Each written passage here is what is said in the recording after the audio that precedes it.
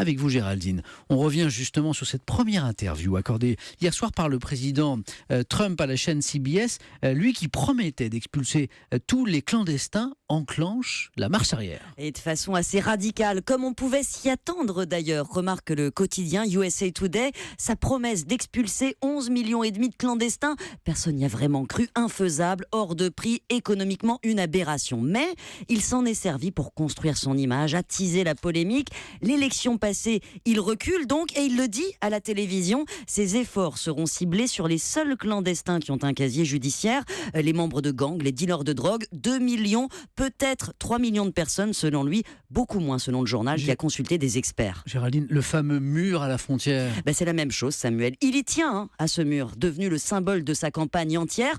Pourtant, il pourrait se contenter d'une clôture à certains endroits, clôture qui existe déjà, Samuel. Et c'est toute l'ironie de cette nouvelle position pointée par le magazine Vox.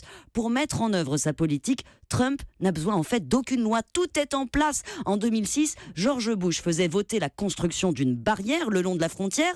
Barack Obama, comme Hillary Clinton, ont voté pour d'ailleurs.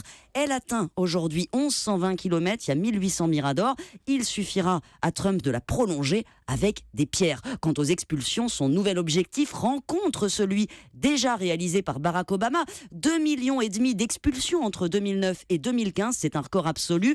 Et c'est sur les criminels que l'administration actuelle se concentre. Trump promet donc d'accélérer cette politique considérablement, mais d'attendre que la frontière soit sécurisée pour aller plus loin.